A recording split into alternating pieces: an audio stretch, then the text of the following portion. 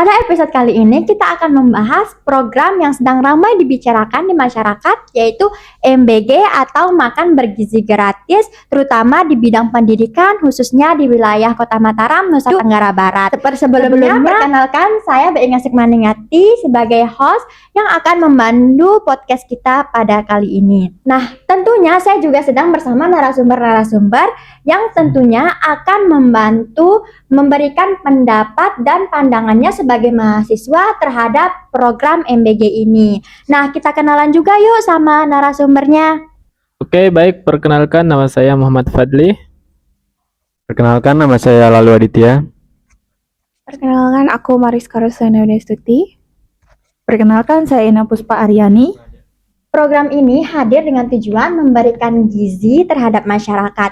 Tetapi tentu seperti program lainnya, banyak sekali muncul pandangan positif dan negatif dari masyarakat.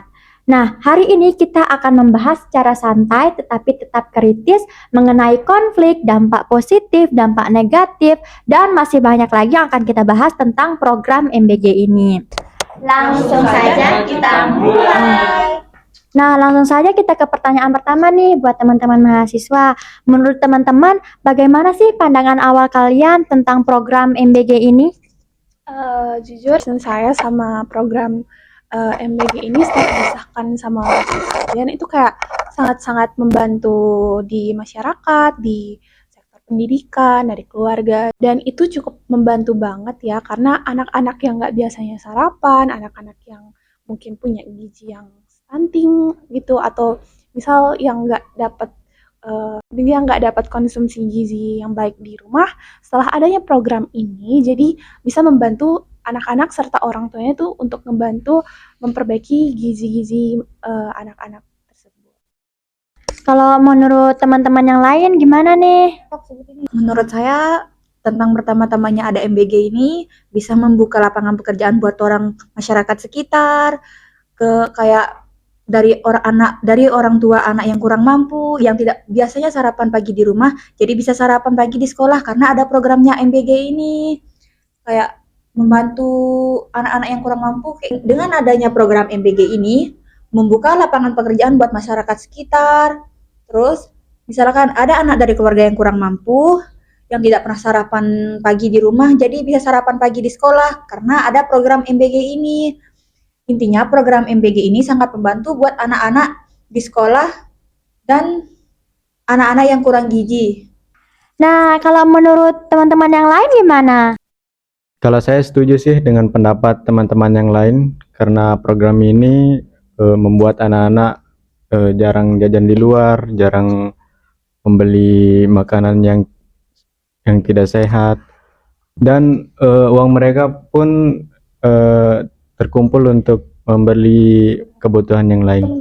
Ya sih, jadi menurut saya juga dengan adanya MBG juga jadi adik-adik dan teman-teman yang kurang mampu juga bisa merasakan gitu makanan-makanan yang enak, bergizi gitu dari ekonomi keluarganya, misalnya yang mereka dari keluarga yang kurang mampu misalnya gitu, mereka juga ikut menikmati makanan-makanan yang bergizi yang mereka jarang dikonsumsi di rumah mereka. Oh, berarti secara tujuan memang cukup positif ya. Nah, jadi yang dipertanyakan bukan niat programnya, tapi bagaimana implementasinya. Nah, kalau bicara konflik yang muncul di lapangan nih, apa yang sering terlihat? Nah, kemarin kan juga banyak tuh konflik-konflik yang muncul di media sosial. Kalau menurut teman-teman mahasiswa gimana? Awalnya tuh aku tuh bener-bener setuju banget sama adanya program ini, tapi makin kesini tuh kayak kok banyak konflik yang muncul ya, kayak aku lihat ini tuh bukan sekedar program aja, tapi dari beberapa pihak dapur, mostly ya, kebanyakan program itu dijadiin kayak jadi ladang bisnis gitu, walaupun nggak semua dapur kayak gitu, cuma kayak ngelihatnya dari konflik yang sempat muncul itu kayak kok yang harusnya program ini tuh buat keberlancaran gizi anak, kayak buat lapangan pekerjaan buat orang lain, tapi kenapa malah dijadiin bisnis yang nggak seharusnya terjadi gitu. Jadi kayak nggak ada transparansi ke publik juga, anggaran nggak tahu kemana gitu. Jadi kayak makin kesini makin agak kacau sih, kayak kurang setuju juga. Ini sih dari pandangan saya, nggak tahu dari pandangan teman-teman lain. Coba kalau dari pandangan kamu deh. Dari pandangan aku sih, beberapa waktu ke depan ini kayak uang anggaran yang sebesar itu tidak sesuai dengan persajian buat anak-anak di sekolah. Misalnya kayak setiap hari menunya tahu tempe telur, sayur gitu-gitu. Kayak misalkan kalau makanan keringnya pasti kacang kedelai, gitu-gitu terus. Menurut aku sih, kan awal-awalnya program MBG ini berjalan dengan lancar. Tetapi seiringnya waktu kok banyak konflik ya? Bahkan ada ya dari konflik ibu-ibu Facebook Pro yang memposting itu kan gara-gara setiap pulang sekolah anaknya selalu bawa kayak tahu, tempe, telur, kacang sampai diposting sama ibu-ibu Facebook Pro karena uang anggarannya itu tidak sesuai sama menu yang disajikan. Nah, mungkin karena itu ya eh, pelaksanaan demo yang berlangsung sekarang demo sama ibu-ibu dari wali murid karena makanan itu tidak bergizi nggak sih? Kan masih banyak kan menu-menu lainnya seperti sereal, dikasih ke biskuit tiap hari, kan bisa diganti. Tapi ini dari beberapa dapur sih ya, banyak yang ngasih kacang, kedelai, itu terus. Ya, kalau dari pendapat saya pribadi sih, kalau dari masalah positifnya MBG ini ada, tapi dari sisi negatifnya itu lebih banyak loh. Seperti yang udah teman-teman katakan tadi dari apa namanya? Eh, Sisi anggaran pemerintah itu tidak jelas kemana arah tujuannya gitu. Mungkin ada dari beberapa dapur gitu, tidak semuanya kan. Ada yang korupsi segala macam dan hidangannya juga kurang memuaskan adik-adik yang pendidikan nih maksud saya. Itu langkahnya, misalnya uang anggarannya itu, alangkah baiknya uang anggaran MBG itu kan dia anggarannya besar kan. Alangkah baiknya anggaran itu dikeluarin buat pendidikan gitu. Kan banyak orang yang kurang-kurang mampu itu yang tidak bisa bersekolah itu, misalnya kalau dikasih pendidikan gratis itu tuh adik-adik SD, SMP, SMA itu kan bisa bersekolah gitu dengan mereka yang kondisi keluarganya tidak mampu untuk bersekolah dan mereka dapat menikmati sekolah seperti anak-anak pada umumnya. Oh ya, ada beberapa hal penting sih dari konflik ini yang menurut aku harus dibahas, seperti kehigienisan di dapur MBG. Sempat ada beberapa video beredar seorang karyawan MBG tidak mematuhi SOP. Jadi masyarakat kan menanyakan kehigienisan pada makanan untuk disajikan pada anak-anak. Oh ya, aku juga mau nambahin nih. Tadi dia bahas soal kehigienisan ya. Iya sih, kayak karyawannya aja nggak mematuhi SOP nih. Jadi kayak ngebuat orang-orang nggak yakin nih. Kayak, aduh masa karyawan MBG-nya nggak mematuhi SOP yang ada. Jadi gizi anak-anak tuh bagaimana gitu loh. Nah, terus yang aku perhatiin nih dari beberapa yang muncul di timeline aku di sosmed itu kayak ada salah satu karyawan atau kita sebutnya oknum aja ya, itu tuh dengan bangganya ngevideoin dirinya lagi nyuci ompreng tanpa make pakaian gitu. Kayak tidak mematuhi SOP yang ada di dapur tersebut. Jadi kayak orang-orang lihatnya langsung kayak, aduh ini gimana nih, dia nggak pakai baju kan gitu. Kayak higienis nggak sih makanan yang dikasih untuk anak-anak kita gitu. Kayak orang-orang tua tuh jadi kayak mikir, ini aduh anakku di sekolah kemarin itu dikasih makanan yang higienis nggak ya? Karena kan pikiran orang tua itu kayak, wah makanan gizi gratis nih, pasti gizinya udah kayak standar atas gitu. Tapi ternyata karyawannya malah kayak gitu. Jadi ngebikin program ini tambah jelek lagi. Itu aja sih menurut aku ya. Iya sih.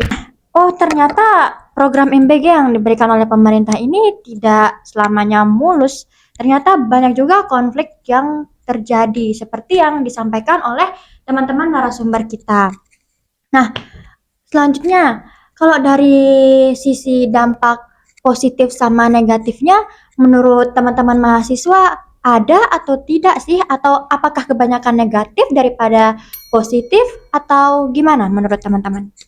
Menurut saya sih dari segi positifnya ya, kayak membuka lapangan pekerjaan buat masyarakat setempat, membantu perekonomian keluarga, dan juga dapat memberi gizi yang baik kepada anak-anak dengan mengasih susu setiap hari, bisa minum susu setiap hari, makan buah setiap hari. Setiap pagi itu anak-anak menjadi lebih happy karena menunggu program ini, mendapatkan makan makanan bergizi. Apalagi makan makanan itu dikasih secara gratis pada anak-anak itu. Kalau dari kalau dari sisi positif yang lain tuh membantu perekonomian daerah dan mendukung aktivitas anak-anak untuk belajar. Itu aja sih. Menarik sekali ya, ternyata dampak positifnya juga termasuk bisa dibilang luas juga ya. Nah, sekarang kita masuk ke sisi yang perlu diperhatikan nih, yaitu dampak negatifnya. Menurut teman-teman dari mahasiswa sendiri, menurut kalian dampak negatifnya itu banyak atau banyak banget atau sedikit? Gimana nih menurut teman-teman? Baik, kalau dari pendapat saya sendiri mungkin kalau kita ambil dari sisi negatifnya tadi mungkin udah banyak dari pendapat teman-teman tadi kan. Menurut saya yang perlu diperhatikan adalah keberlanjutan program, karena kalau evaluasi kurang atau konsistennya tidak stabil ya programnya tidak bisa berjalan gitu. Oke, jadi sebenarnya program ini punya tujuan yang baik ya, kesimpulannya, tapi hanya saja perlu pengolahan yang matang. Nah, terakhir nih buat teman-teman mahasiswa semua, kalau boleh saya minta saran masing-masing dari teman-teman semua untuk program MBG ini untuk kedepannya seperti apa, terutama di wilayah Kota Mataram. Oke, silahkan. Saran dari saya sih, meningkatkan pengawasan kualitas makanan agar menu yang disajikan tetap higienis, standar gizi, dan aman untuk dikonsumsi. Itu saja sih. Kalau dari teman-teman yang lain, apakah ada yang ingin memberikan saran lagi untuk MBG di wilayah Kota Mataram ini seperti apa ke depannya? Kalau dari saya sih perlunya pengawasan supaya tidak terjadi pemborosan atau ketidaksesuaian program.